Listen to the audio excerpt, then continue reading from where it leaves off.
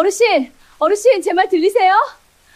정신 좀 차려보세요. 차가운 빗줄기가 인정사정 없이 쏟아지는 어두운 골목길입니다.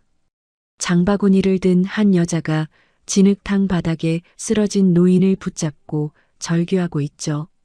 마스크로 얼굴을 가린 채 가쁜 숨을 몰아쉬는 노인의 손을 잡은 여자의 손등 위로 빗물인지 눈물인지 모를 액체가 계속해서 흘러내립니다. 한때는 국내 굴지의 대기업 선우그룹의 막내 며느리로 불리며 모두의 부부러움을 샀던 이정아 씨. 하지만 지금 그녀의 손에는 화려한 명품 가방 대신 흙이 잔뜩 묻은 대파와 구멍난 비닐봉지에 담긴 달걀 한 판이 들려있을 뿐입니다. 남편을 잃고 시어머니에게 죄인처럼 쫓겨난 지 벌써 5년이라는 세월이 흘렀죠. 도대체 운명은 왜 그녀를 다시 이 비극적인 순간으로 이끈 걸까요?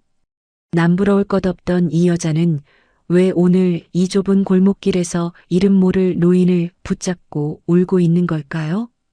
그 사연이 궁금하시다면 구독과 좋아요 부탁드리며 끝까지 시청해 주세요. 정아 씨의 기억은 늘 5년 전 그 비오던 장례식장에 멈춰 있습니다.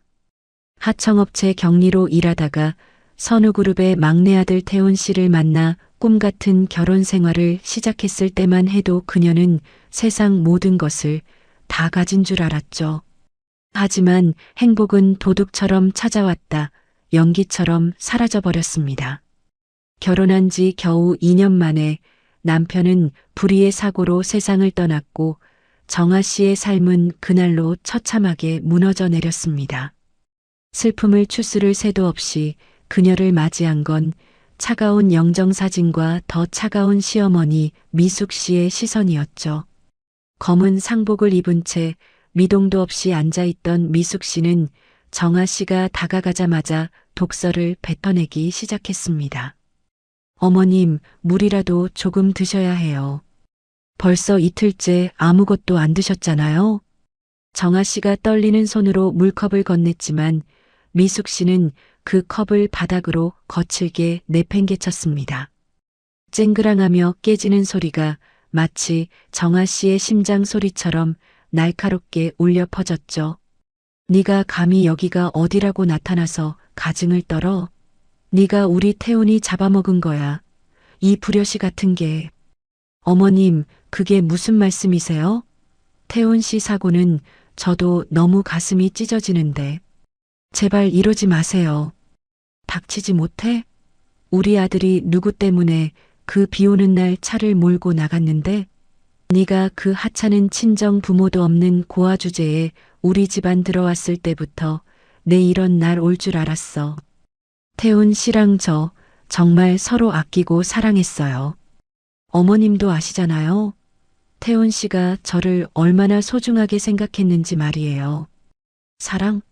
그따위 돈도 안 되는 감정이 결국 우리 아들을 죽인 거야.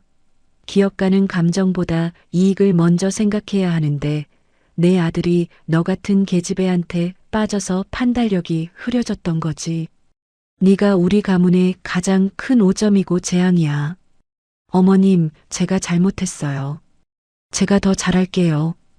태훈 씨 몫까지 제가 어머님 모시고 평생 속죄하며 살게요. 미숙 씨는 정아 씨의 애원을 비웃듯 자리에서 천천히 일어나 정아 씨의 뺨을 세차게 내리쳤습니다.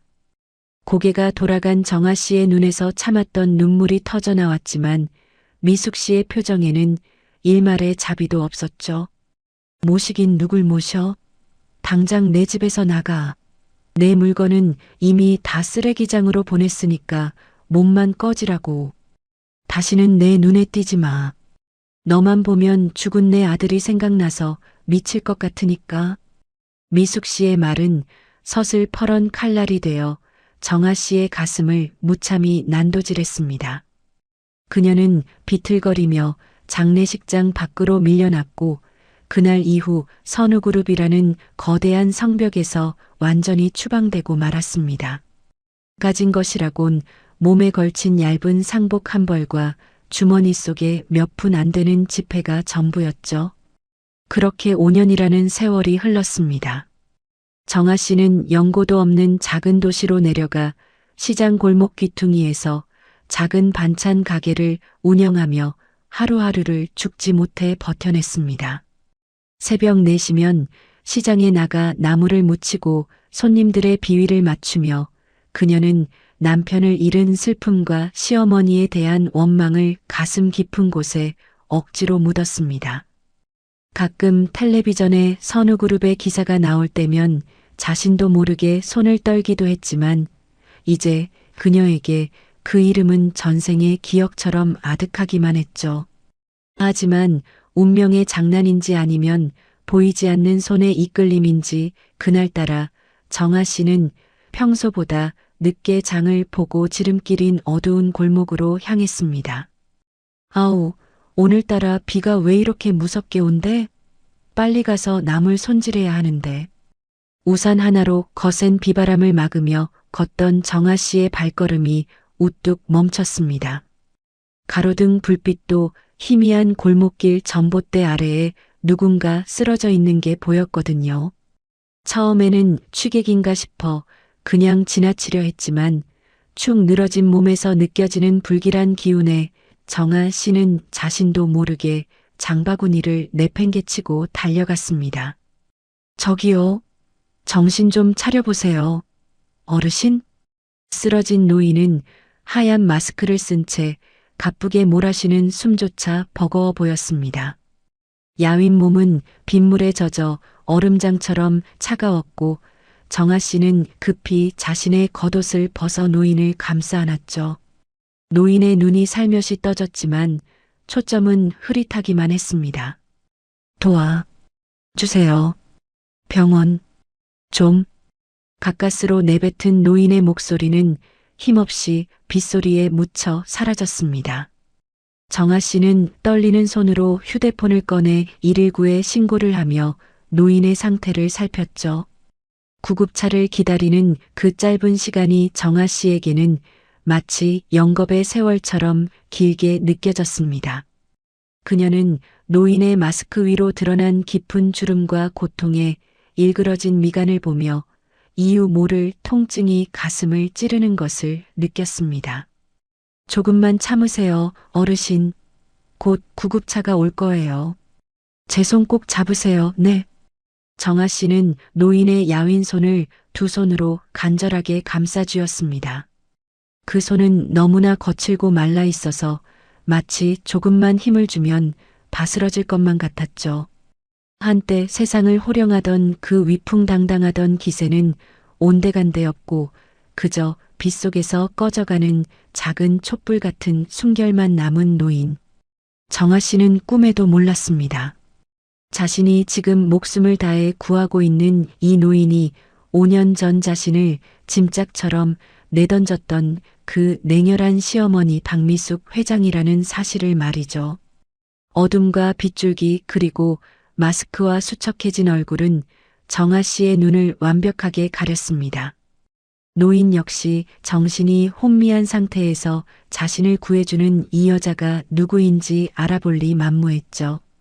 그렇게 두 사람의 기묘하고도 비극적인 재회는 차가운 빗속 골목길에서 소리 없이 시작되고 있었습니다. 응급실의 차가운 백색 소등 아래 정아 씨는 젖은 옷을 제대로 말리지도 못한 채 웅크리고 앉아 있습니다.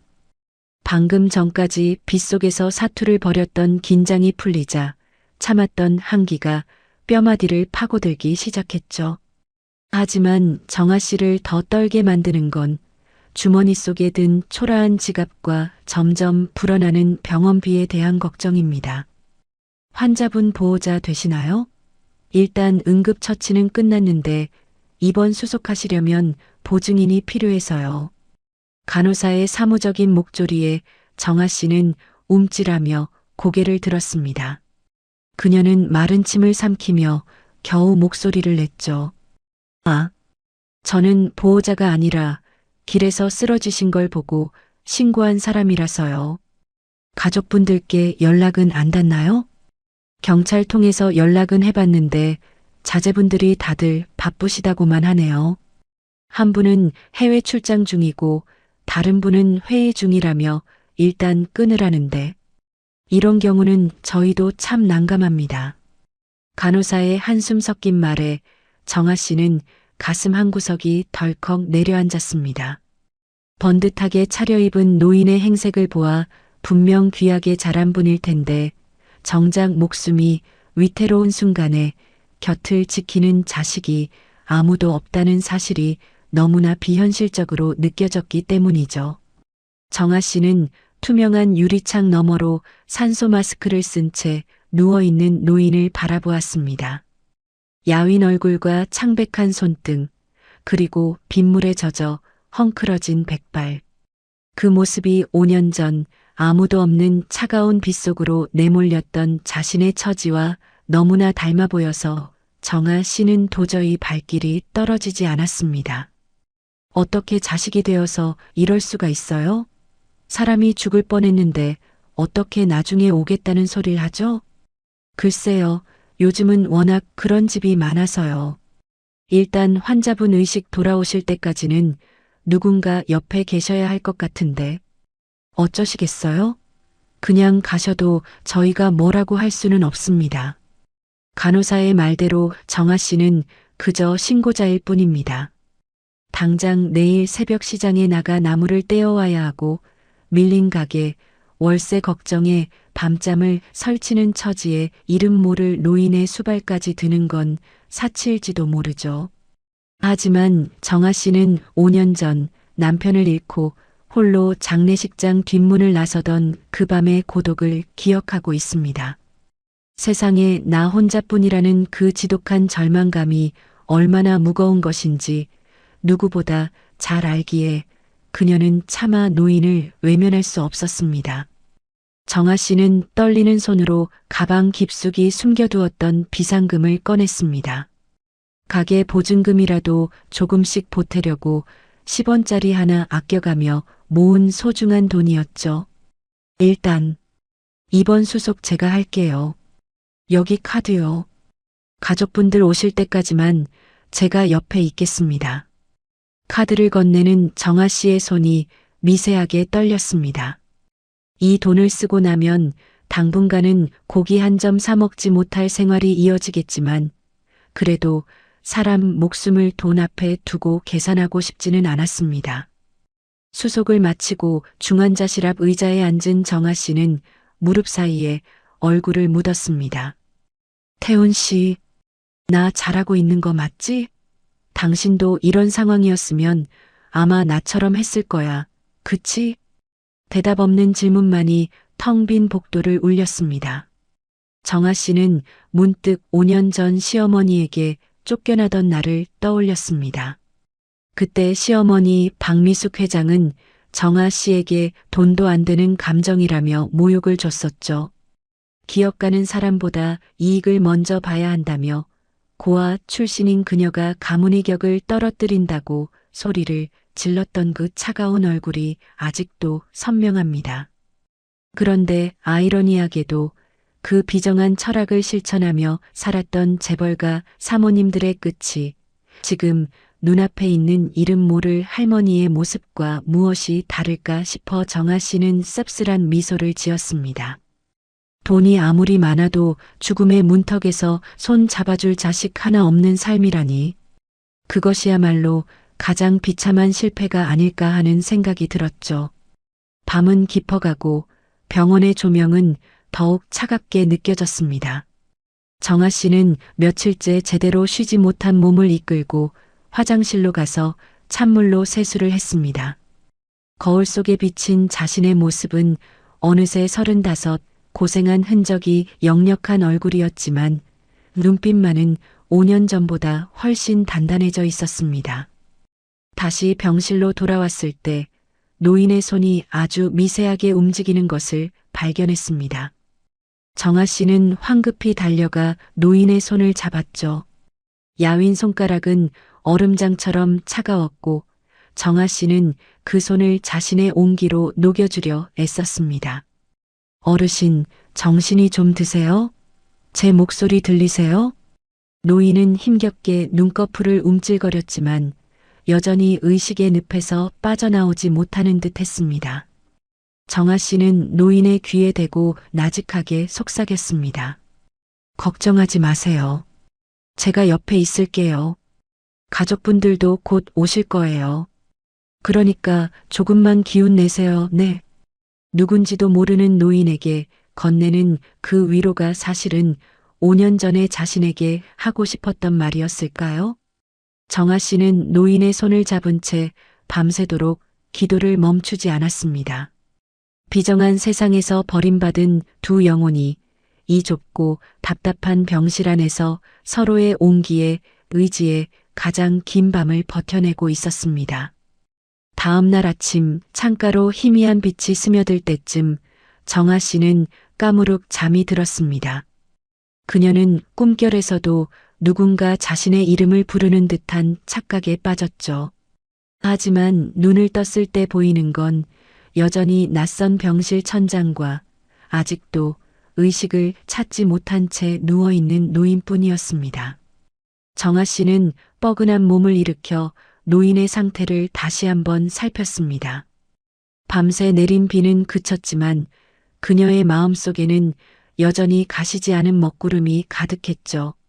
앞으로 이 노인의 운명이 어떻게 될지, 그리고 이 선택이 자신의 삶을 어떤 방향으로 끌고 갈지 정아 씨는 전혀 짐작하지 못했습니다.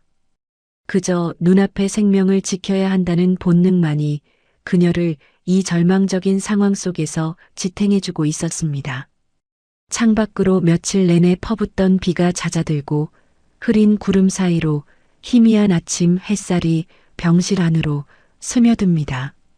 중환자실에서 일반 병실로 옮겨온 지 이틀째 미숙 씨는 무거운 눈꺼풀을 힘겹게 밀어 올렸습니다.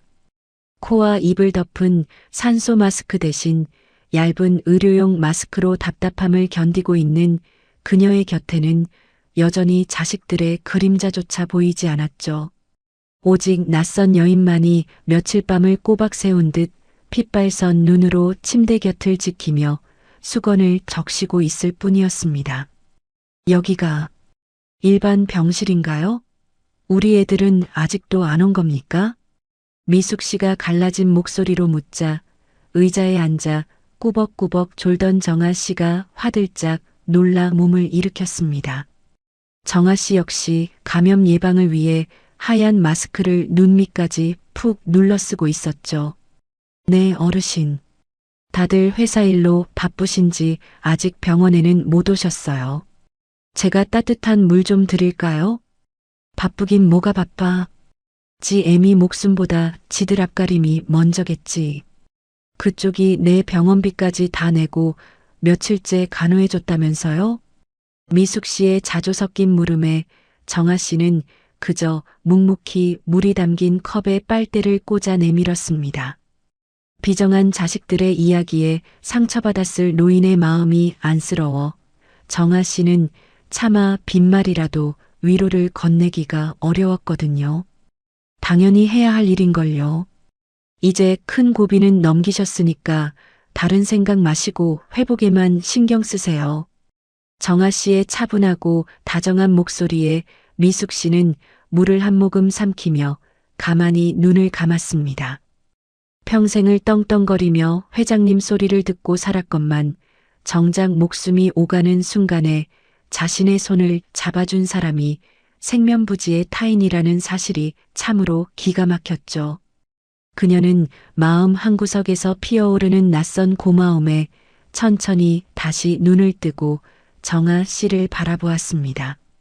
세댁, 우리 이제 마스크 좀 벗고 얼굴 좀 봅시다. 생명의 은인인데 눈만 보고 있어서야 누군지 알 수가 있나? 내가 기운 차리면 꼭 제대로 보답하고 싶어서 그래요. 미숙 씨의 간곡한 부탁에 정아 씨는 살짝 당황하며 뒷걸음질을 쳤습니다. 대단한 일을 한 것도 아닌데 얼굴을 마주하고 인사를 받는 것이 쑥스러웠기 때문이죠. 아우, 아니에요. 별로 대단한 얼굴도 아닌데요. 그냥 흔한 사람이라 굳이 안 보셔도 됩니다. 그래도 내가 고마워서 그래. 평생 은인인데 길 가다 마주쳐도 모르면 내 마음이 너무 불편하지 않겠어요? 어서 얼굴 좀 보여줘요. 미숙 씨가 재차 권하자 정아 씨는 마지못해 고개를 끄덕였습니다. 그녀는 귀에 걸린 마스크 끈을 손가락으로 조심스럽게 잡아당겨 천천히 아래로 내렸죠. 마스크에 가려져 있던 단아하고 맑은 얼굴이 아침 햇살을 받아 온전히 병실 안에 드러났습니다. 그 순간 미숙 씨의 눈동자가 터질 듯이 커지며 호흡이 거칠어지기 시작했습니다. 너는 정아, 네가 왜 여기 있는 거야? 미숙 씨의 입에서 튀어나온 자신의 이름에 정아 씨의 두 눈이 동그랗게 커졌습니다. 그녀는 들고 있던 물수건을 바닥에 떨어뜨리며 멍한 표정으로 환자복을 입은 노인을 쳐다보았죠. 네, 제 이름을 어떻게 아세요? 어르신, 혹시 저를 아시나요? 정아 씨의 물음에 미숙 씨는 대답 대신 떨리는 손을 들어 자신의 얼굴을 덮고 있던 마스크를 확 벗어 던졌습니다. 수척해지고 깊은 주름이 패였지만 5년 전 그 비오던 장례식장에서 자신을 벌레 보듯 노려보던 바로 그 서슬퍼런 얼굴이 드러났습니다. 정아 씨는 마치 망치로 머리를 얻어맞은 듯 숨을 헉하고 들이켰죠. 어머님? 어머님이 어떻게 여기에? 그래, 나다. 네가 감히 여기까지 와서 내 꼴을 구경하고 있었던 거야? 내가 길바닥에서 죽어가는 걸 보니까 속이 다 시원하디? 미숙 씨의 목소리에는 반가움 대신 지독한 수치심과 분노가 서려 있었습니다. 자신이 그토록 멸시하고 내쫓았던 고아 며느리에게 목숨을 구걸했다는 사실은 그녀의 알량한 자존심을 산산조각 내기에 충분했으니까요. 무슨 말씀을 그렇게 하세요? 저는 정말 길에 쓰러지신 할머니인 줄 알고 구했을 뿐이에요. 어머님인 줄은 정말 꿈에도 몰랐습니다. 거짓말 마. 네가 나한테 앙심을 품고 일부러 접근한 거잖아. 어디서 알량한 동정심으로 가증을 떨어? 당장 내 눈앞에서 꺼져. 미숙 씨는 곁에 있던 베개를 집어 정아 씨를 향해 거칠게 던졌습니다. 베개는 정아 씨의 어깨를 치고 바닥으로 속절없이 굴러떨어졌죠.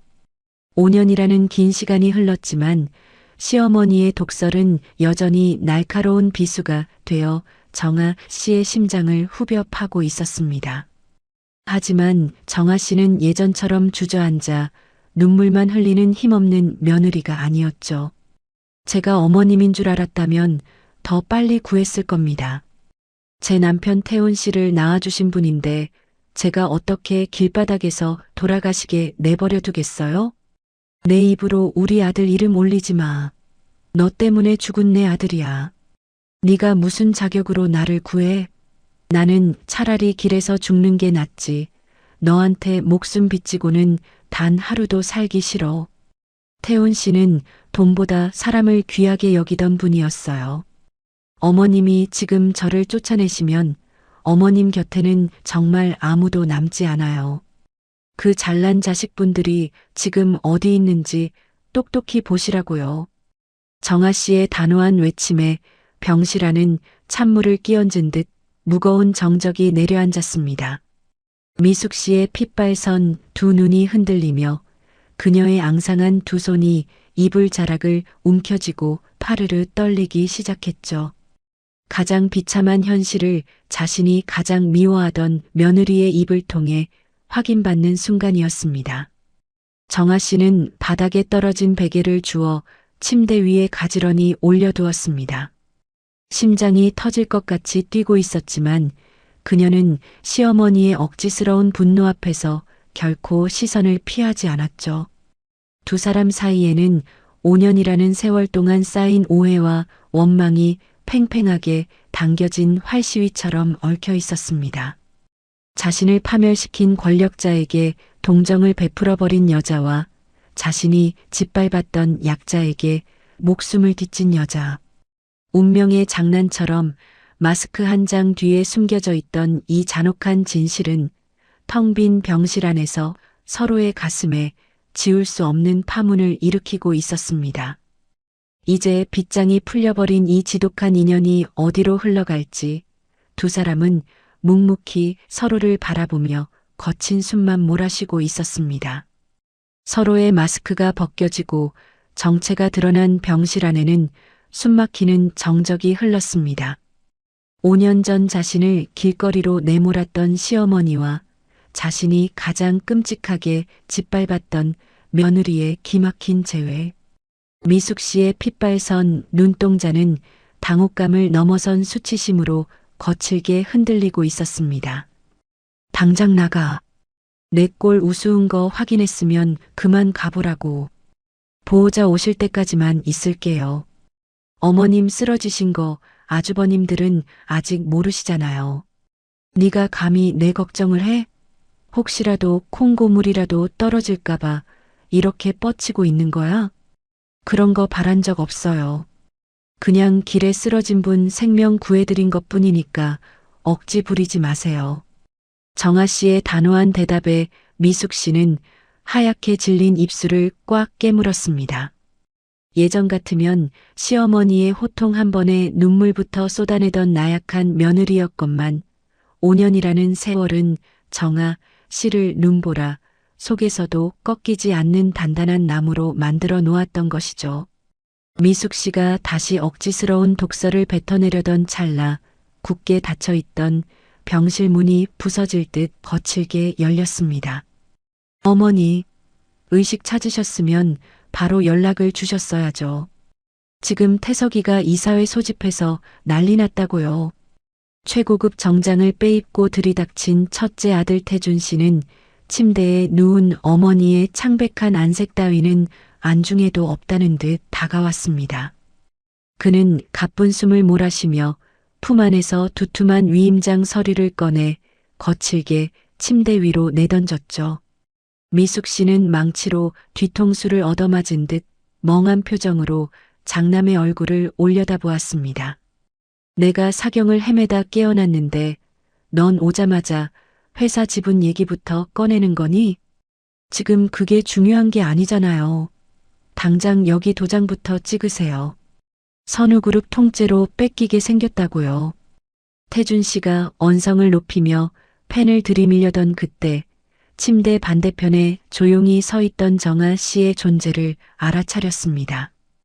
태준 씨의 미간이 좁아지더니 이내 두 눈이 경악으로 커졌습니다. 그는 믿을 수 없다는 듯 정아 씨의 수수한 옷차림과 얼굴을 번갈아 쳐다보며 소리쳤죠. 아니, 재수 씨? 재수 씨가 도대체 왜 여기 있어요? 오랜만이네요, 아주버님. 어머님이 비 오는 길에 쓰러지신 걸 제가 우연히 발견해서 모시고 왔어요. 우연? 그걸 지금 나보고 믿으라는 겁니까? 어머니 쓰러진 틈 타서 무슨 수작 부리려고 의도적으로 접근한 거 아니에요? 태준 씨의 입술 사이로 비릿한 냉소가 흘러나왔습니다. 그의 머릿속에는 오직 눈앞에 이 여자가 선우그룹의 재산의 흠집을 내러온 불청객이라는 계산만이 가득했죠. 어머니를 살려준 은인에 대한 최소한의 예의나 고마움 따위는 눈을 씻고 찾아봐도 없었습니다. 그 천박한 의심에 정아 씨는 헛웃음을 삼키며 차갑게 맞받아쳤습니다. 말 함부로 하지 마세요. 아주버님이야말로 어머님 건강보다 저 서류 쪼가리가 더 중요해 보이네요. 어디서 감히 끼어들어 5년 전에 빈털터리로 쫓겨나더니 이제 와서 다시 한몫 챙기려고 찰거머리처럼 들러붙는 거 내가 모를 줄 알아? 최소한 사람이라면 사경을 헤매다 깨어난 어머니 앞에서 돈 얘기부터 꺼내는 게 아니죠.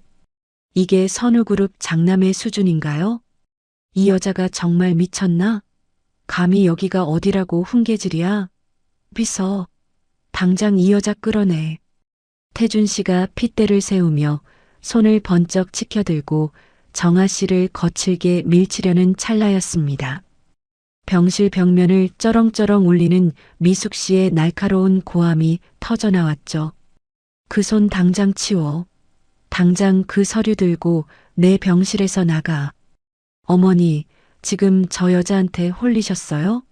저한테 위임장 안 주시면 선우그룹 오늘부로 끝장난다고요. 회사가 넘어가든 말든 이제 내 알 바 아니야. 나 살려준 은인한테 막말하는 페르나 자식은 필요 없으니까 당장 내 눈앞에서 사라져. 참 기가 막혀서. 나중에 땅을 치고 후회하지나 마세요. 미숙 씨의 서슬 퍼런 분노에 태준 씨는 신경질적으로 서류를 낚아채더니 쾅 소리가 나게 문을 닫고 나가버렸습니다. 폭풍이 휩쓸고 지나간 병실 안에는 다시금 무거운 정막이 내려앉았죠. 미숙 씨는 모든 기력을 다 쓴 듯 침대 헤드에 무너지듯 기대었고 그녀의 주름진 뺨 위로 굵은 눈물이 쉴 새 없이 흘러내리기 시작했습니다. 정아 씨는 말없이 다가와 바닥에 떨어진 이불을 주워 미숙 씨의 앙상한 어깨 위로 조심스럽게 덮어주었습니다. 자신을 그토록 괴롭혔던 시어머니였지만 핏줄에게 버림받고 평생의 신념이 무너져 내린 한 늙은 여인의 처절한 눈물을 마주하자 정아 씨의 마음도 무겁게 가라앉았습니다. 오직 이익과 권력만이 세상을 지배한다고 믿었던 미숙 씨의 오만한 철학이 결국 자신의 목을 조르는 가장 잔인한 부메랑이 되어 돌아왔음을 두 사람 모두 생생하게 목격했으니까요. 내가 진짜 바보같이 살았어. 평생 돈만 줬다가 내 자식을 저런 끔찍한 괴물로 만들었구나. 너무 자책하지 마세요. 이제라도 진실을 아셨으니까 다행이라고 생각하세요. 땀을 많이 흘리셨는데 따뜻한 물 좀 드세요. 정아야, 내가 정말 미안하다. 염치 없는 거 아는데 내가 널 너무 아프게 했어. 정말 미안해. 미숙 씨는 떨리는 두 손으로 자신에게 물컵을 건네는 정아 씨의 손을 꽉 부여잡았습니다. 그리고는 마치 길을 잃고 헤매다 겨우 안식처를 찾은 어린아이처럼 며느리의 손등에 얼굴을 묻고 엉엉 소리 내어 울기 시작했죠. 돈과 권력으로 겹겹이 쌓아 올렸던 거대한 성벽이 허무하게 무너져 내린 그 폐허 위에서 미숙 씨는 난생 처음으로 진정한 사람의 온기가 무엇인지 뼈저리게 느끼고 있었습니다.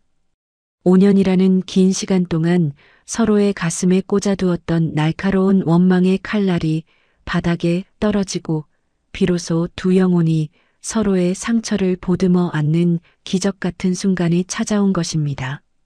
자신을 파멸시킨 가해자에게 기꺼이 손을 내민 여자와 자신이 짓밟았던 약자에게 구원받은 여자. 창밖으로는 어두웠던 구름이 걷히고 맑은 아침 햇살이 쏟아지고 있었지만 이 좁은 병실 안에서 싹튼 따뜻한 연대는 앞으로 선우그룹을 뒤흔들 거대한 변화를 조용히 예고하고 있었습니다. 퇴원 수속을 마친 미숙 씨가 향한 곳은 평생을 군림하듯 살아왔던 화려한 선우그룹의 대저택이 아니었습니다. 눈을 뜨자마자 지분 포기 각서를 들이밀던 첫째 아들의 끔찍한 눈빛을 확인한 이상 그 지옥 같은 곳으로 다시 내 발로 걸어 들어갈 수는 없었거든요. 갈 곳 잃은 늙은 호랑이 신세가 된 시어머니를 정아 씨는 묵묵히 자신의 낡고 비좁은 빌라로 이끌었습니다. 어머님 다 왔어요. 많이 누추하지만 당분간 여기서 지내세요. 이 좁은 방에서 너 혼자 자기도 벅차 보이는데 내가 어떻게 신세를 지니? 염치도 없지. 전 원래 바닥이 편해서 괜찮아요. 보일러 빵빵하게 틀어놨으니까 눈치 보지 말고 푹 쉬세요. 내 그 큰 집 놔두고 여기서 이러고 있을 줄은 꿈에도 몰랐구나. 참 사람 일 모르는 거야. 현관문을 열고 들어서자 퀴퀴한 습기 대신 구수하고 따뜻한 된장찌개 냄새가 미숙 씨의 코끝을 스쳤습니다. 장판은 군데군데 색이 발해 있었고 값비싼 샹들리에 대신 낡은 형광등이 깜빡거리고 있었지만 이상하게도 미숙 씨의 마음은 그 어느 때보다 평온하게 가라앉았죠. 수십억 원짜리 저택에서도 느껴보지 못했던 사람 사는 냄새가 꽁꽁 얼어붙었던 그녀의 심장을 부드럽게 녹여주고 있었습니다. 며칠 뒤 기력을 어느 정도 회복한 미숙 씨는 정아 씨를 따라 시장 귀퉁이에 있는 작은 반찬 가게로 나섰습니다. 가게 한쪽에 조용히 앉아 정아 씨가 일하는 모습을 지켜보던 미숙 씨의 날카로운 눈매가 어느 순간 번쩍하고 빛났죠. 단골 도매상 남자가 두고 간 채소 상자를 정아 씨가 확인도 하지 않고 현금을 쥐어주는 장면을 목격했기 때문입니다. 남자가 콧노래를 부르며 가게를 나서자마자 미숙 씨가 정아 씨를 향해 손짓했습니다. 정아야, 아까 그 도매상 남자가 두고 간 양파 상자 바닥 확인해 봤니? 네. 윗부분은 엄청 싱싱해 보이던데요. 바빠서 바닥까진 못 봤어요. 가서 당장 다 쏟아봐라. 10중 8구 밑에는 다 상하고 짓무른 것들로 채워놨을 테니까. 어머, 정말이네요? 3년이나 거래한 분인데 왜 저한테 이러셨을까요? 정아 씨는 짓무른 양파들을 바라보며 망연자실한 표정을 지었습니다. 사람을 굳게 믿었던 만큼 배신감도 커 보였고 당장 오늘 팔아야 할 반찬을 어떻게 만들어야 할지 막막해하는 기색이 역력했죠. 미숙 씨는 상처받은 정아 씨의 어깨를 가만히 토닥이며 평생 선호그룹을 이끌며 터득했던 냉혹하면서도 정확한 세상의 이치를 꺼내놓기 시작했습니다. 네가 확인도 안 하고 꼬박꼬박 돈을 쥐어주니까 널 만만하게 보고 속인 거야. 착한 건 죄가 아니지만 맹목적으로 믿기만 하는 건 내 자신을 망치는 독이 되는 거란다. 그럼 어떻게 해야 하나요? 당장 내일부터 그 사장님이랑 거래를 완전히 끊어야 할까요? 아니, 단칼에 끊어내는 건 하수나 하는 짓이다. 네가 다 안다는 걸 확실히 보여주면서도 그 사람 체면을 살려주는 퇴로를 열어줘야지.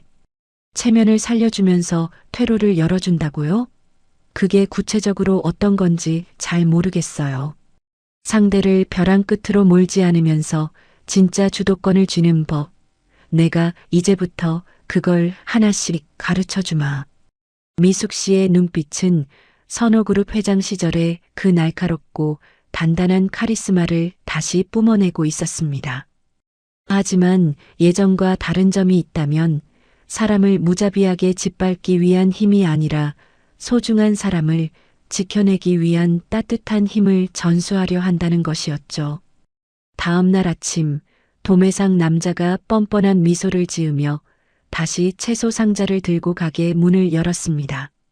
평소 같으면 웃으며 돈부터 건넸을 정아 씨였지만 오늘은 미숙 씨의 조언대로 상자를 받자마자 그 자리에서 바닥까지 싹 뒤집어 엎었습니다. 가장 밑바닥에 교묘하게 숨겨져 있던 시든 채소들이 우르르 쏟아지자 당황한 남자의 이마에 굵은 식은땀이 맺히기 시작했죠. 사장님, 어제 주신 물건 밑바닥이 다 썩어 있어서 제가 반절은 다 버렸어요. 혹시 알고 계셨어요? 아이고, 우리 정아 사장. 내가 그걸 어떻게 알아?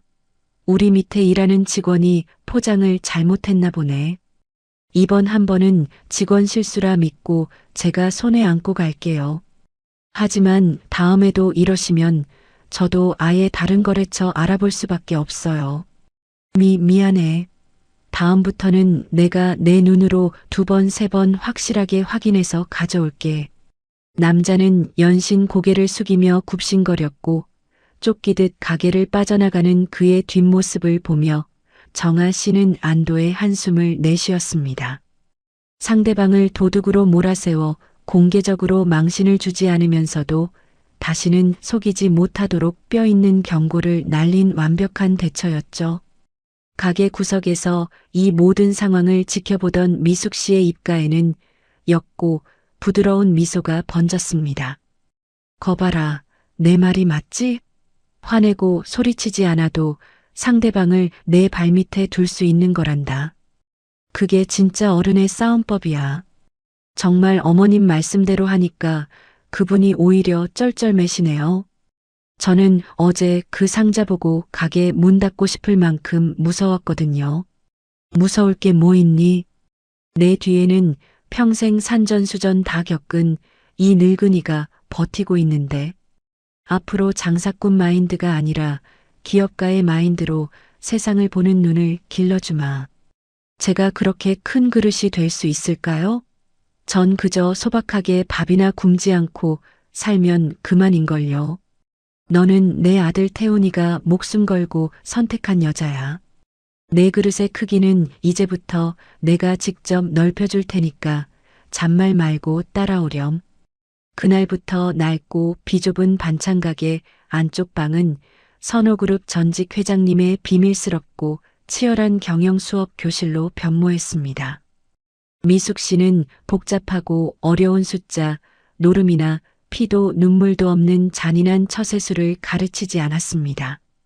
대신 사람의 눈빛 속에 숨겨진 진짜 욕망을 읽어내는 법, 감정에 휘둘리지 않고 차갑게 상황을 분석하는 법, 그리고 자신이 가진 선한 영향력을 지키기 위해 어떻게 영리해져야 하는지를 끊임없이 훈련시켰죠. 정아 씨는 처음에는 미숙 씨의 날카로운 통찰력에 압도되어 낯설어했지만 마른 스펀지가 물을 빨아들이듯 미숙 씨의 오랜 연륜과 지혜를 무서운 속도로 흡수해 나갔습니다. 동네 시장 상인들조차 하루가 다르게 단단해지는 정아 씨의 눈빛과 기품 있는 말투에 혀를 내두를 정도였죠. 착하기만 해서 늘 손해만 보던 며느리는 어느새 부드럽지만 절대 부러지지 않는 외윤의 강의 리더로 훌륭하게 성장하고 있었습니다. 미숙 씨는 그런 정아 씨의 뒷모습을 보며 매일 밤 남몰래 눈물을 훔쳤습니다. 자신이 평생을 바쳐 일군 선호그룹의 진짜 유산은 수조원대의 주식이나 화려한 빌딩이 아니라 바로 눈앞에서 사람의 가치를 증명해 내고 있는 이 며느리라는 사실을 뼈저리게 깨달았기 때문입니다. 가진 것 없는 허름한 골목길의 반찬가게였지만 그 안에서 두 사람이 나누는 따뜻한 연대와 깊은 깨달음은 세상 어떤 거대한 마천루보다 훨씬 더 눈부시고 거대하게 빛나고 있었습니다. 핏줄로 맺어진 악연을 끊어내고 마음으로 맺어진 진짜 모녀가 되어가는 두 사람. 이제 과거의 아픈 굴레를 딛고 일어서 거대한 세상과 당당히 맞설 그녀들의 운명적인 두 번째 막이 조용히 그러나 강렬하게 오르고 있었습니다. 평화롭던 시장 골목의 아침 공기가 날카로운 마찰음과 함께 산산조각이 났습니다. 좁은 2차선 도로를 가득 채우며 멈춰 선 세대의 검은색 최고급 세단은 소박한 동네 풍경과는 너무나도 이질적인 위압감을 뿜어내고 있었죠. 차 문이 열리고 건장한 체격의 수행원들이 도열한 가운데 최고급 맞춤 정장을 빼입은 두 남자가 구두 굼소리를 내며 정아 씨의 낡은 반찬가게 안으로 성큼성큼 걸어 들어왔습니다. 바로 선호그룹의 첫째 아들 태준 씨와 둘째 아들 태석 씨였습니다. 매대를 정리하던 정아 씨의 손이 허공에서 멈칫했고 가게 안쪽 평상에서 나무를 다듬고 있던 미숙 씨의 안색은 순식간에 차갑게 굳어버렸습니다. 코를 찌르는 시장 특유의 참기름 냄새를 비웃기라도 하듯 형제의 몸에서는 값비싼 향수 냄새가 진동을 하며 좁은 가게 안을 가득 채웠죠. 어머니, 이런 냄새나는 구석에 숨어 계셨어요? 찾느라 꽤나 고생했습니다. 누가 숨었다고 그래? 내 발로 조용히 살고 싶어서 나온 거다. 회장 자리가 애들 장난입니까? 당장 지분 양도서에 도장부터 찍으시죠. 내가 눈 감기 전엔 선호그룹 지분 한 주도 못 넘겨준다. 당장 돌아가. 미숙 씨의 단호한 호통에도 태준 씨는 눈 하나 깜짝하지 않았습니다. 오히려 그는 진흙이 묻은 바닥을 구둣발로 신경질적으로 비벼끄며 매대 뒤에 서 있는 정아 씨를 향해 비릿한 조소를 날렸죠. 자신들의 뜻대로 움직이지 않는 어머니를 압박하기 위해 가장 약해 보이는 고리를 건드리려는 심상이었습니다. 가게 밖으로는 어느새 시장 상인들이 웅성거리며 몰려들기 시작했습니다. 정아 씨는 심장이 쿵쿵 뛰고 손끝이 차갑게 식어가는 것을 느꼈지만 며칠 전 미숙 씨가 해주었던 가르침을 머릿속으로 조용히 되뇌었죠. 위기가 닥쳤을 때 두려움을 보이면 상대는 더 잔인하게 물어뜯는 법이다. 차갑게 상황을 분석해라. 정아 씨는 떨리는 손을 앞치마에 닦아내며 미숙 씨의 앞을 가로막고 당당하게 섰습니다. 재수 씨, 우리 어머니 좀 잘 구슬려 보지 그랬어요? 그럼 이깟 반찬 가게 터라도 하나 사줬을 텐데. 아주버님들, 여긴 제 일터입니다. 영업 방해하지 마시고 당장 나가주세요. 영업 방해? 이깟 구멍가게 당장 내일이라도 포크레인으로 밀어버릴 수 있어. 네가 뭔데 나서? 마음대로 밀어보세요. 선호그룹 아들들이 영세상인 가게를 부쉈다고 언론에 제보라도 할까요? 정아 씨의 당돌한 반격에 태석 씨의 미간이 무섭게 일그러졌습니다. 5년 전만 해도 눈도 제대로 마주치지 못하고 벌벌 떨던 그 나약한 고아 며느리가 아니었으니까요. 정아 씨의 맑은 눈동자에는 한치의 물러섬도 없는 단단한 결기가 서려 있었고 그 기세는 선호그룹이라는 거대한 권력을 등에 업은 형제들조차 멈칫하게 만들 만큼 강렬했습니다. 뒤에서 이 상황을 지켜보던 미숙 씨는 정아 씨의 고든 뒷모습을 보며 놀라움과 함께 뭉클함을 느꼈습니다. 자신이 가르쳐준 사람을 지키는 힘을 정아 씨가 온몸으로 흡수하여 실전에서 증명해내고 있었기 때문이죠. 하지만 돈과 권력에 눈이 먼 형제들의 탐욕은 그 정도로 쉽게 꺾일 재물이 아니었습니다. 태준 씨가 수행원들에게 턱짓을 하자 덩치 큰 남자 2명이 정아 씨가 정성껏 만들어 놓은 반찬 쇼케이스 앞을 위협적으로 가로막았습니다. 뭐? 네가 감히 나를 협박해? 5년 전처럼 다시 길바닥에 나앉아봐야 정신을 차리겠어? 협박이 아니라 경고입니다. 저는 더 이상 5년 전에 힘없는 며느리가 아니니까요. 이 건물이 누구 소유인지 확인은 해봤나? 당장 오늘 오후에 건물주 매수해서 길거리로 쫓아내줄게. 불법적인 명도 소송은 저도 변호사 선임해서 끝까지 다툴 겁니다. 법이 아주버님들 장난감인 줄 아세요? 형제들은 말문이 막힌 듯 거친 숨을 몰아쉬었습니다. 가진 것 없는 약자일수록 법의 테두리 안에서 영리하게 싸우는 법을 알아야 한다는 미숙 씨의 가르침이 정아 씨를 완벽하게 보호하는 방패가 되어준 순간이었죠. 더 이상 정아 씨를 얕잡아 볼 수 없다는 것을 깨달은 태준 씨는 핏대를 세우며 다시 어머니 미숙 씨를 향해 고개를 돌렸습니다. 어머니, 끝까지 저 여자 편을 드실 겁니까? 저 여자 때문에 우리 선호그룹이 남들 웃음거리가 되고 있다고요. 웃음거리는 바로 너희들이다. 늙은 애미 협박하겠다고 깡패들 대동하고 시장 바닥까지 쳐들어온 꼴이라니. 좋습니다. 어머니 지분 뺏는 방법이 도장 찍는 것만 있는 줄 아십니까? 이사회 열어서 회의만 통과시킬 테니 두고 보시죠. 해볼 테면 해봐라. 내 며느리 털끝 하나라도 건드리면 너희들 가만 안 둔다. 당장 꺼져. 미숙 씨의 벼락 같은 호통이 좁은 가게 안을 쩌렁쩌렁 울렸습니다. 태준 씨와 태석 씨는 이를 뿌듯 깔며 서로를 쳐다보았고 결국 분을 사귀지 못한 채 진열대 끝에 놓인 플라스틱 바구니를 발로 거칠게 걷어차고는 가게를 빠져나갔습니다.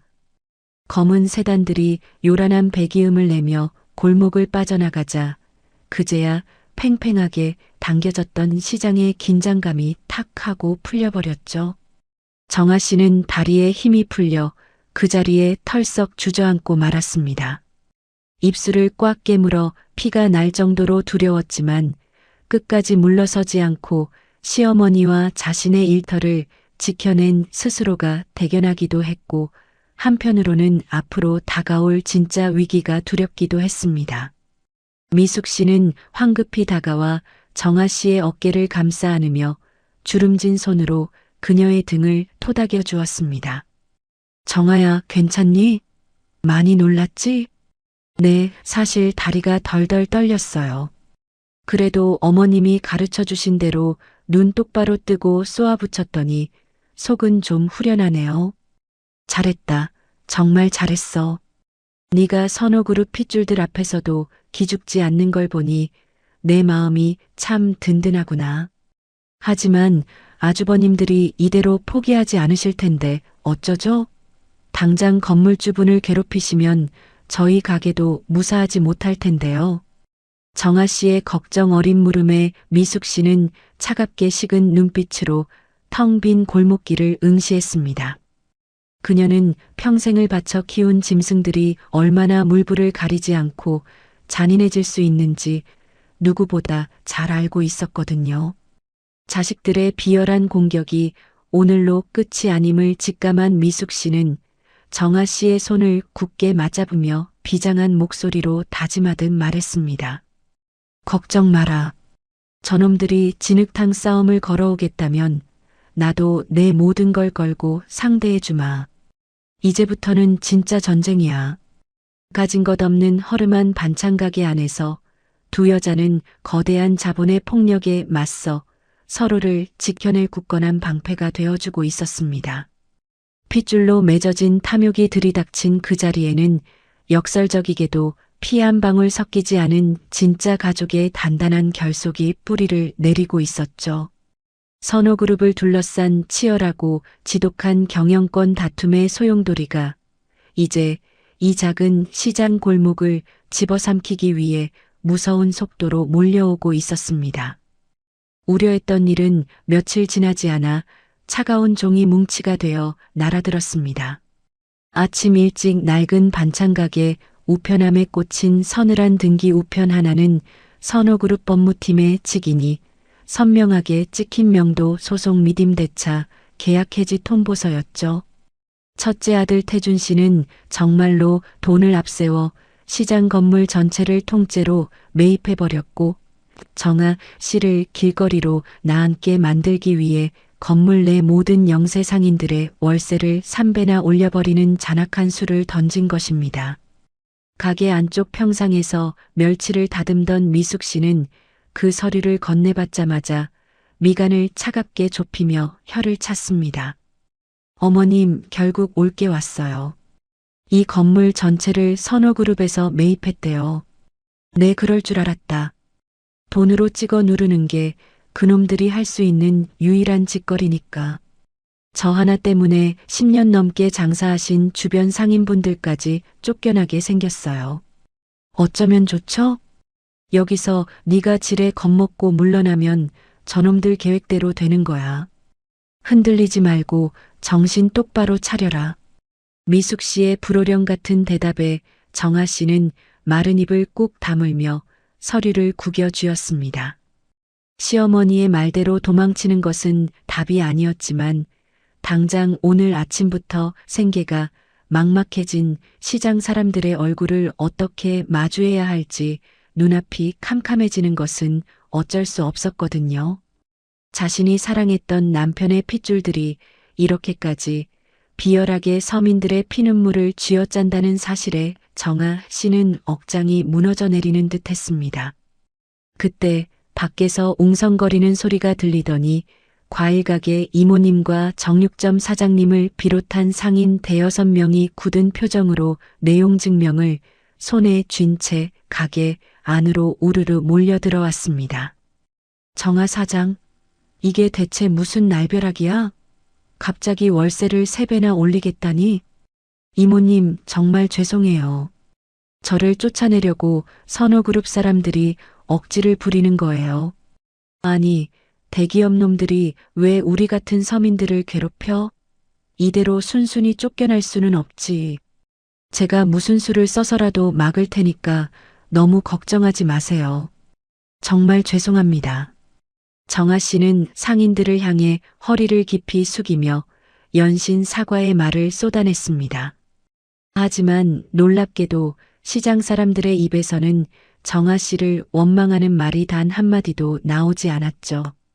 오히려 그들은 평소 마진도 없이 독거노인들에게 반찬을 퍼주고 시장에 굳은 일이 생기면 가장 먼저 팔을 걷어붙였던 정아 씨의 따뜻한 심성을 누구보다 잘 알고 있었습니다. 과일 가게 이모님은 허리 굽혀 사과하는 정아 씨의 어깨를 꽉 감싸 안으며 대기업의 횡포에 절대 굴복하지 않겠다는 든든한 연대의 뜻을 밝혔습니다. 구석에서 이 모든 상황을 지켜보던 미숙 씨의 가슴 속에는 뜨거운 무언가가 울컥하고 치밀어 올랐죠. 과거의 자신이었다면 돈으로 사람들을 이간질해 정아 씨를 철저히 고립시켰겠지만 정아 씨가 묵묵히 쌓아 올린 선한 영향력은 그 어떤 거대한 자본의 폭력으로도 깰 수 없는 단단한 성벽이 되어 그녀를 보호하고 있었던 것입니다. 상인들 뭉치는 것만으로는 부족하다. 여론을 움직여서 저놈들 숨통을 정확히 찔러야 해. 여론이요? 대기업을 상대로 저희 같은 영세 상인들 목소리가 세상에 닿을 수 있을까요? 네가 매일 반찬 배달 가던 독거노인 분들과 동네 사람들 서명을 받아 탄원서를 만들어다. 내가 아는 언론사 국장에게 직접 찌를 테니까. 알겠습니다, 어머님. 아주버님들이 돈으로 건물을 샀다면 저는 사람의 마음으로 맞서 볼게요. 미숙 씨의 날카로운 전략과 정아 씨의 진심이 합쳐지자 반격의 준비는 일사천리로 진행되었습니다. 며칠 뒤 선호그룹 법무팀에서 파견된 변호사가 정아 씨의 가게를 쑥대밭으로 만들 기세로 건장한 용역 직원들을 대동하고 나타났을 때도 정아 씨는 눈 하나 깜짝하지 않았죠. 가게 앞에는 이미 정아 씨를 지키기 위해 팔을 걷어붙인 수십 명의 상인들과 동네 어르신들이 단단한 인간 사슬을 만들어 굳건히 버티고 있었습니다. 당황한 변호사가 헛기침을 하며 정아 씨 앞으로 다가와 고압적인 태도로 서류 가방을 열어젖혔습니다. 이정아 씨 맞으시죠? 선호그룹 법무팀에서 나왔습니다. 조용히 가게 비워주시죠. 조용히 비워줄 이유가 없습니다. 상가임대차보호법상 억지 명도는 불법인 거 아시잖아요. 대기업 법무팀을 상대로 소송전을 벌여서 이길 수 있다고 착각하시는 겁니까? 소송이 아니라 여론전이라면 어떨까요? 선호그룹 장남의 횡포가 당장 내일 뉴스에 나가도 괜찮으신가요? 정아 씨의 서늘하고도 또렷한 반격에 변호사의 오만했던 동공이 미세하게 흔들리기 시작했습니다. 그녀는 앞치마 주머니에서 동네 주민 1000여 명이 밤새워 직접 서명한 두툼한 탄원서와 용역들이 상인들을 협박하던 불법 체증 영상이 담긴 이동식 저장 장치를 변호사의 코앞에 당당히 내밀었죠. 이까짓 종이 쪼가리 탄원서가 법정에서 효력이 있을 것 같습니까? 법정에서는 몰라도 시장 사람들의 분노를 보여주기엔 충분하죠. 당장 돌아가서 회장님께 똑똑히 전하세요. 후회하실 겁니다. 저희가 이렇게 호락호락하게 물러날 줄 아십니까? 후회는 핏줄까지 버려가며 탐욕을 부린 그쪽 회장님이 하시게 될 겁니다. 돌아가세요. 정아 씨의 단호한 일갈에 모여있던 시장 상인들이 일제히 환호성을 터뜨렸고 기세에 눌린 변호사는 입술을 깨물며 황급히 차에 올라타 도망치듯 골목을 빠져나갔습니다. 거대한 골리앗을 상대로 다윗이 거둔 통쾌한 승리의 순간이었죠. 다리에 힘이 풀린 정아 씨가 참았던 숨을 내쉬며 비틀거리자 상인들이 달려와 그녀의 손을 잡고 눈물을 흘리며 기뻐했습니다. 그 벅찬 감동의 한가운데서 미숙 씨는 며느리의 듬직한 뒷모습을 보며 소리 없이 미소 짓고 있었습니다.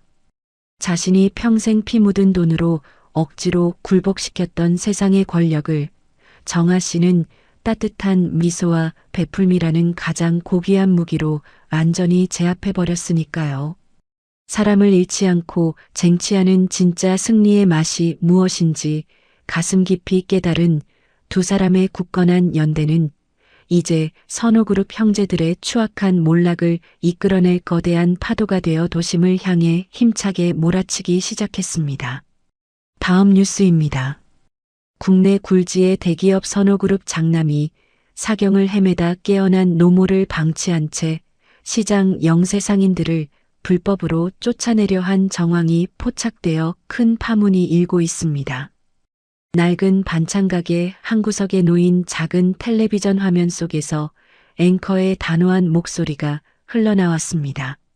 화면에는 며칠 전 험악한 용역들을 대동하고 상인들을 위협하던 선호그룹 변호사의 모습과 이에 맞서 단단하게 스크럼을 짠 시장 사람들의 영상이 고스란히 전국으로 송출되고 있었죠. 미숙 씨가 예전부터 알고 지내던 언론사 국장에게 직접 전달한 정아 씨의 탄원서와 채증 영상이 마침내 거대한 폭탄이 되어 터진 것입니다. 어머님, 저거 정말 우리 시장 이야기 맞죠? 뉴스에까지 나올 줄은 몰랐어요. 그래. 내가 평생을 바쳐 키운 선호그룹의 민낯이 저렇게 추악할 줄은 나도 몰랐구나. 아주버님들은 이제 어떻게 되는 걸까요? 회사가 많이 시끄러워지겠어요.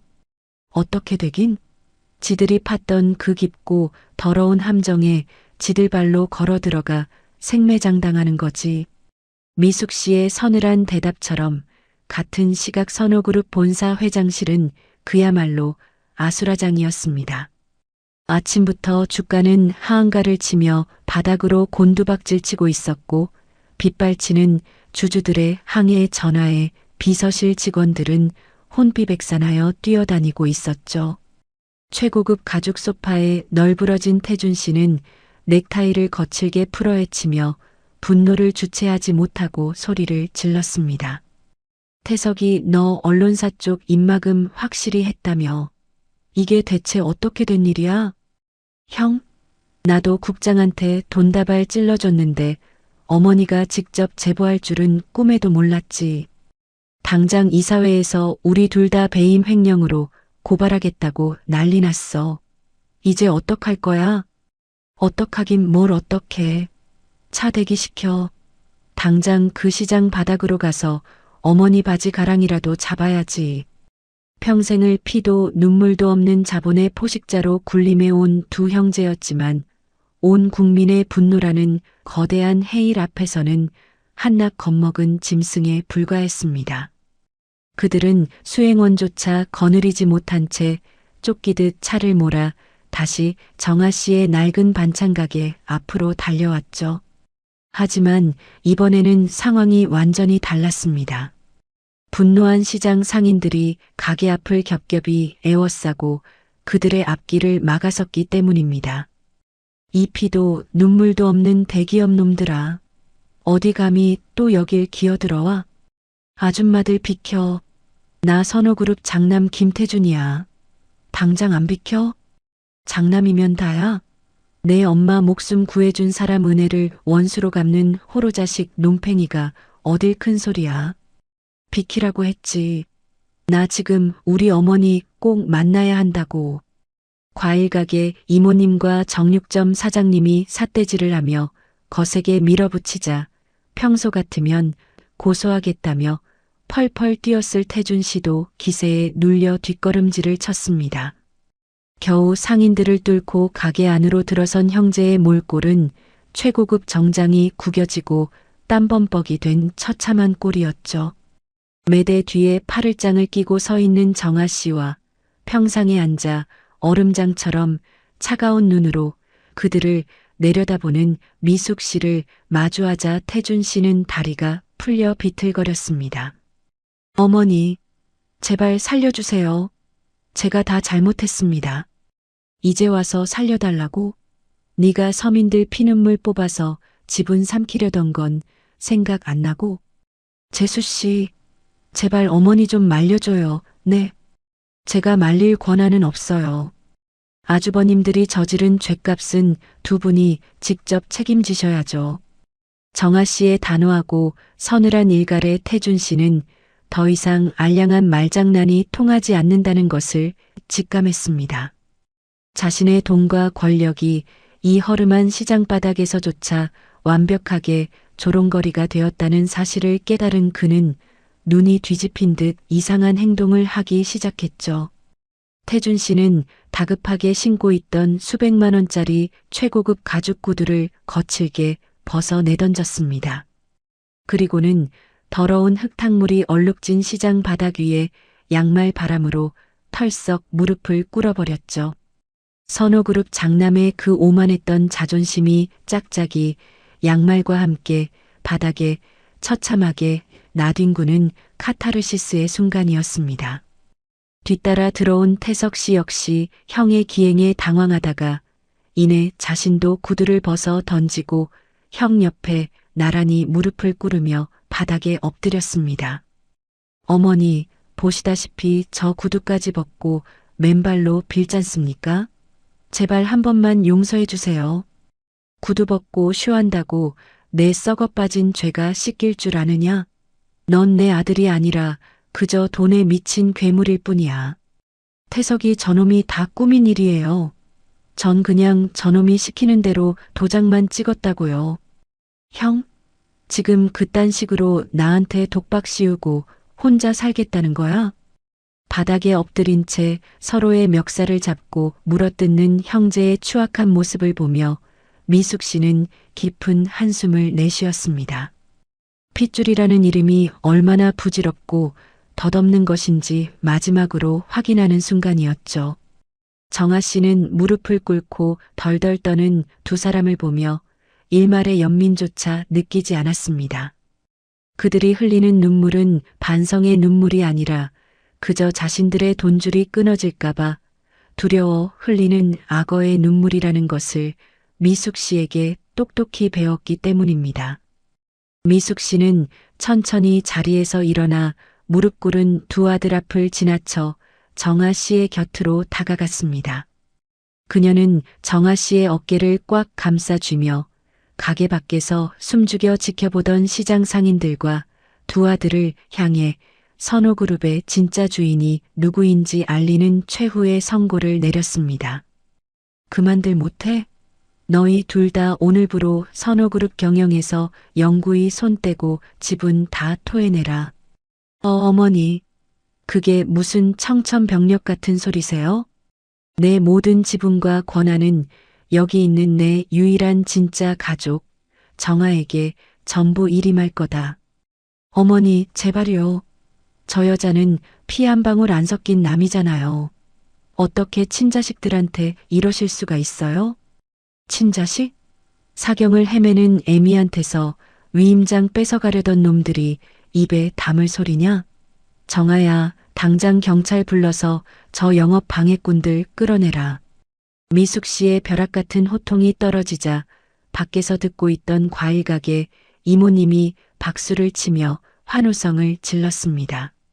시장 상인들의 묵은 체증이 단번에 씻겨 내려가는 듯한 통쾌한 사이다가 터진 것이죠. 정아 씨는 곁에 선 시어머니의 든든한 체온을 느끼며 미숙 씨가 그토록 강조했던 사람의 마음을 얻어 승리하는 진짜 힘이 무엇인지 온몸으로 전율하며 깨닫고 있었습니다. 자본의 폭력 앞에 속수무책으로 당할 뻔했던 착한 며느리가 거대한 연대와 선한 영향력을 무기 삼아 탐욕스러운 핏줄들을 맨발로 꿇어앉힌 완벽하고도 눈부신 진심의 승리였습니다. 요란한 사이렌 소리와 함께 경찰차가 시장 골목을 빠져나가자 그제야 팽팽했던 긴장감이 사르르 녹아내렸습니다. 양말 바람으로 바닥에 엎드려 목숨을 구걸하던 선호그룹의 두 아들은 결국 출동한 경찰과 상인들의 손에 이끌려 비참하게 쫓겨나고 말았죠. 오직 피가 섞였다는 이유 하나만으로 평생 온갖 특권을 누려왔던 그들의 탐욕은 가장 비천하다고 무시했던 시장 바닥에서 산산조각이 났습니다. 미숙 씨는 이사회에 긴급 연락을 취해 두 아들의 모든 직위와 권한을 박탈하고 그들이 빼돌리려던 회사 자금에 대해 철저한 법적 책임을 묻겠다는 강력한 의지를 표명했습니다. 평생을 바쳐 쌓아 올린 철옹성 같던 선호그룹의 진짜 적폐가 다름 아닌 자신의 친자식들이었음을 뼈저리게 인정하고 잘라내는 한 어머니로서 가장 고통스럽지만 위대한 결단이었죠. 모든 폭풍이 지나간 며칠 뒤 낡은 빌라의 저녁 식탁에는 따뜻한 김이 오르는 된장찌개가 놓여 있었습니다. 정아 씨가 끓여낸 소박한 밥상을 마주하고 앉은 미숙 씨의 표정은 수십억 원짜리 저택에 살 때보다 훨씬 더 온화하고 평온해 보였습니다. 수저를 들기 전 미숙 씨는 품 안에서 조심스럽게 꺼낸 서류 봉투 하나를 정아 씨의 밥그릇 옆에 밀어 놓았죠. 정아야, 내일 나랑 같이 본사로 출근하자꾸나. 네가 내 자리를 물려받아서 선호그룹을 이끌어야지. 어머님, 저는 회장 자리 같은 거 정말 필요 없어요. 그냥 이렇게 어머님이랑 마음 편히 밥 먹고 살고 싶어요. 무슨 소리야? 내 핏줄들이 망쳐놓은 저 거대한 회사. 네가 그 따뜻한 마음으로 다시 살려내야지 않겠니? 저는 훌륭한 경영자 그릇이 못 돼요. 제 꿈은 그저 사랑하는 가족이랑 소박하게 저녁 먹으면서 웃는 거였거든요. 정아 씨의 맑고 욕심 없는 대답에 미숙 씨는 가슴 한구석이 뭉클해지는 것을 느꼈습니다.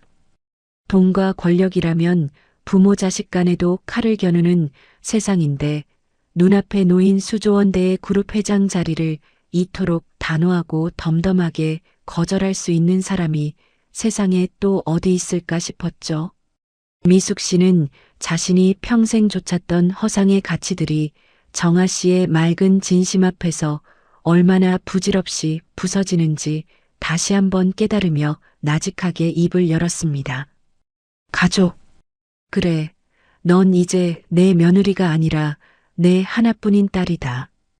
이 늙은 엄마 소원 하나 못 들어주겠니? 어머님.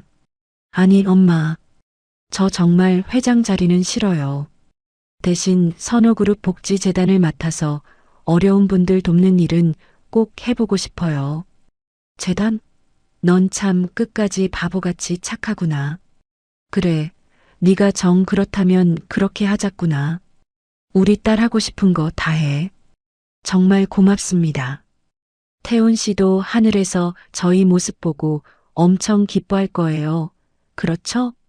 엄마라는 정아 씨의 떨리는 부름에 미숙 씨의 주름진 눈가로 맑은 눈물이 주르륵 흘러내렸습니다. 5년 전 매몰차게 내쫓았던 그 고아 며느리가 비로소 자신의 진짜 딸이 되어 품에 안기는 기적 같은 순간이었죠. 정아 씨 역시 시어머니의 거친 두 손을 꽉 부여잡으며 오랫동안 가슴속에 맺혀있던 서러움과 원망을 뜨거운 눈물로 모두 씻어내고 있었습니다. 다음 날 아침 두 사람은 검은색 정장을 단정하게 차려입고 교회에 위치한 조용한 추모 공원으로 향했습니다. 바로 5년 전 억울한 사고로 세상을 떠난 막내 아들 태훈 씨가 잠들어 있는 곳이었죠. 유골함 앞에 선 미숙 씨는 아들의 해맑게 웃는 영정사진을 보자마자 참았던 오열을 터뜨리며 유리문 위로 무너져 내렸습니다. 평생 일에 쫓기느라 따뜻한 말 한마디 제대로 건네지 못했던 막내 아들 앞에서 그녀는 천하를 호령하던 회장님이 아니라 그저 죄 많고 어리석은 한 명의 늙은 어머니일 뿐이었습니다. 태훈아, 우리 아들 엄마가 너무 늦게 와서 미안하다. 네가 사랑했던 사람, 이제 이 엄마가 평생 지켜줄게. 태훈 씨, 나 이제 하나도 외롭지 않아. 어머님이 내 진짜 엄마가 되어주셨거든. 우리 정말 잘 지내고 있어. 이 못난 애미를 제발 용서해다오. 네가 남겨준 이 따뜻한 인연, 죽을 때까지 내 목숨처럼 소중히 품고 살 테니까 편히 쉬어라. 태훈 씨도 이제 마음 푹 나요. 나랑 엄마 앞으로 서로 의지하면서 정말 행복하게 잘 살 테니까요. 유골함 앞에서 쏟아내는 두 사람의 대화는 그 어떤 화려한 진홍곡보다 더 깊고 숭고한 울림을 만들어내고 있었습니다. 정아 씨는 오열하는 미숙 씨의 어깨를 단단하게 감싸 안았고 미숙 씨는 정아 씨의 품에 기대어 지난 5년간의 모진 세월을 뉘우치듯 하염없이 눈물을 쏟아냈죠. 차가운 대리석 바닥 위로 떨어지는 눈물방울들은 피로 맺어진 그 어떤 인연보다 더 진하고 단단한 영혼의 결속을 증명하고 있었습니다. 추모공원을 나서는 두 사람의 발걸음은 그 어느 때보다 가볍고 홀가분해 보였습니다. 비록 선호그룹이라는 거대한 제국은 위기를 맞았고 핏줄로 이어진 두 아들은 죗값을 치러야 할 운명에 처했지만 미숙 씨는 세상 그 무엇과도 바꿀 수 없는 진짜 가족을 얻었으니까요. 가진 것 하나 없던 고아 며느리 정아 씨 역시 자신을 지켜줄 든든한 어머니라는 가장 큰 우주를 품에 안게 되었습니다. 차창 밖으로 쏟아지는 눈부신 햇살이 나란히 맞잡은 두 사람의 두 손을 따뜻하게 비추고 있었습니다. 과거의 뼈아픈 상처와 비정한 자본의 논리를 모두 딛고 일어선 그녀들의 앞날에는 이제 상처를 치유하고 세상에 선한 빛을 나누어줄 찬란하고도 평온한 내일만이 조용히 기다리고 있었습니다. 선호그룹을 뒤흔들었던 거센 폭풍우가 지나가고 어느덧 2년이라는 세월이 흘렀습니다. 탁한 매연과 빌딩 숲으로 가득했던 도심을 벗어나 맑은 시냇물이 흐르는 조용한 시골 마을의 한 주택에는 따뜻한 봄 햇살이 평화롭게 내려앉고 있죠. 앞치마를 두른 정아 씨와 편안한 개량한복 차림의 미숙 씨가 마당 한편에 마련된 작은 텃밭에 쪼그려 앉아 다정하게 흙을 고르고 있습니다. 2년 전 그 살벌했던 경영권 다툼과 핏줄의 배신은 마치 아주 오래된 전생의 일인 것처럼 두 사람의 얼굴에는 티 없이 맑고 온화한 미소만이 가득합니다. 정아야, 이 상추 잎사귀 좀 봐라. 네가 아침 저녁으로 정성껏 물을 주더니 아주 야들야들하게 잘 자랐어. 엄마가 옆에서 매일 벌레도 잡아주시고 잡초도 솎아주신 덕분이죠. 이따 점심에 아주버님들 오시면 삼겹살 구워서 같이 쌈 싸먹을까요? 그러자꾸나. 네가 가마솥에 끓여내는 차돌박이 된장찌개도 하나 올리면 진수성찬이 따로 없겠네. 그럼요. 텃밭에서 방금 딴 청양고추도 송송 썰어 넣어서 칼칼하게 끓일게요. 참, 두 분 다 길 안 막히고 잘 오고 계신지 모르겠네요. 정아 씨의 맑은 웃음소리가 봄바람을 타고 담장 너머로 기분 좋게 흩어졌습니다. 2년 전 정아 씨는 미숙 씨가 물려주려던 선호그룹 회장 자리를 단호하게 거절하고 복지재단의 이사장직만을 수락했죠. 자본의 정점에 서는 대신 시장 상인들과 독거노인들을 돕고 세상의 그늘진 곳에 따뜻한 손길을 내미는 길을 택한 것입니다. 그리고 그 이타적이고 올곧은 선택은 벼랑 끝에 몰려있던 선호그룹의 두 아들에게 그 어떤 매서운 질책보다 더 뼈아픈 깨달음을 안겨주었습니다. 마당 밖에서 자갈을 밟는 자동차 엔진 소리가 들리더니 곧이어 굳게 닫혀있던 대문이 활짝 열렸습니다. 과거 최고급 정장만 고집하며 빳빳하게 고개를 들고 다니던 태준 씨와 태석 씨가 이제는 넥타이를 푼 편안한 셔츠 차림으로 양손 무겁게 과일 상자를 들고 들어섰죠. 그들의 얼굴에는 예전의 그 비릿하고날 선 탐욕 대신 사람 좋은 여유로움과 진심 어린 참회의 흔적이 깊게 배어 있었습니다. 엄마, 재수씨, 저희 왔습니다. 오다가 읍내 장터에 들러서 엄마가 제일 좋아하시는 숙인절미 좀 넉넉하게 맞춰왔어요. 오느라 고생 많았다. 평일 내내 회사 일로 골머리 앓았을 텐데 주말에는 집에서 좀 쉬지 뭐하러 매주 이 먼 길을 달려오니?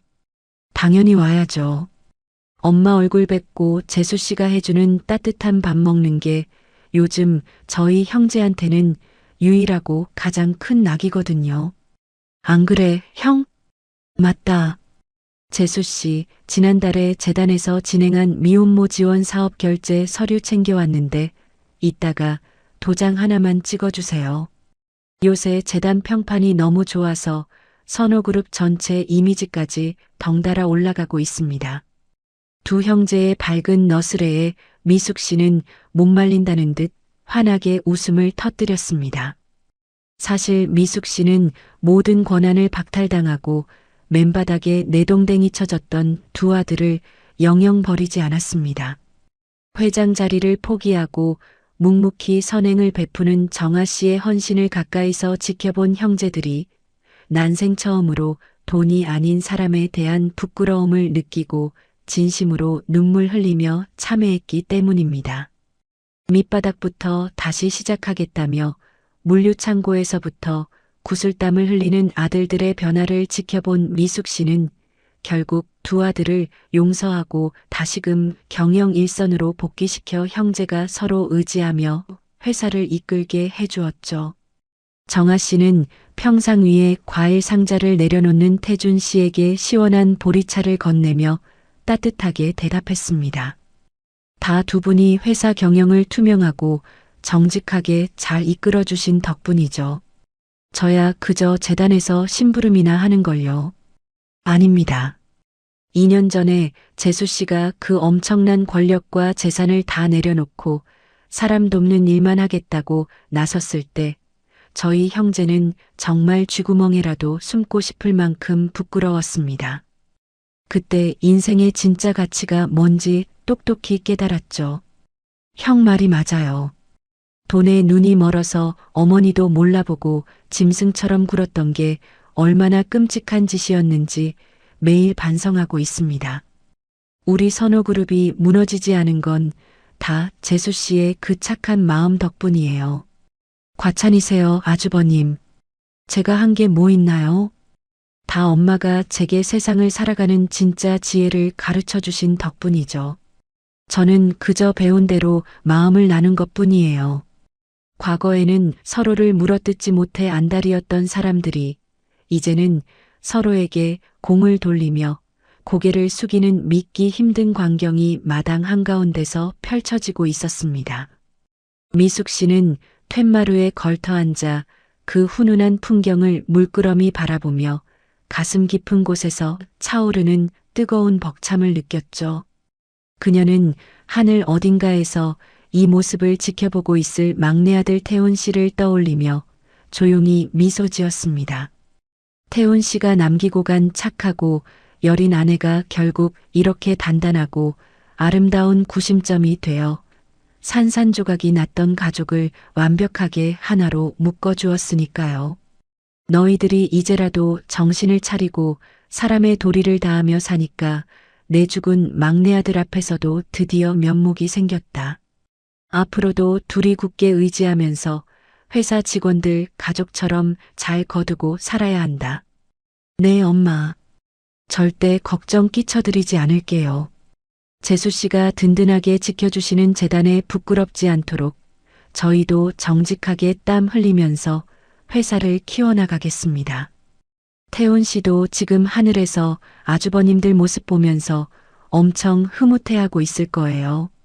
자, 된장찌개 다 끓었으니까 다들 어서 손 씻고 평상으로 모이세요. 정아 씨의 활기찬 목소리에 두 형제는 서둘러 수도가로 달려가 아이들처럼 장난을 치며 손을 씻기 시작했습니다. 그 모습을 바라보는 미숙 씨의 주름진 얼굴에는 봄꽃보다 더 찬란하고 아름다운 평온이 피어오르고 있었죠. 평생을 피도 눈물도 없는 자본의 논리에 갇혀 살았던 미숙 씨.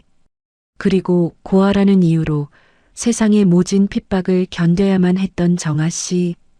비극적인 악연으로 얽혔던 두 여자는 가혹한 운명의 시험을 거치며 핏줄보다 진한 마음의 연대를 맺었고 결국 거대한 탐욕의 벽을 허물고 세상을 따뜻하게 물들이는 진짜 가족이 되었습니다. 상처 입은 영혼들이 서로를 보듬어 안고 만들어낸 이 눈부신 기적은 낡은 시골집, 평상 위에서 피어오르는 구수한 밤 냄새와 함께 앞으로도 영원토록 단단하게 이어질 것입니다. 오늘도 끝까지 들어주셔서 감사합니다. 이 이야기가 조금이나마 위로가 되셨다면 구독과 좋아요 부탁드리고요. 그럼 저는 다음 이야기에서 또 뵙겠습니다.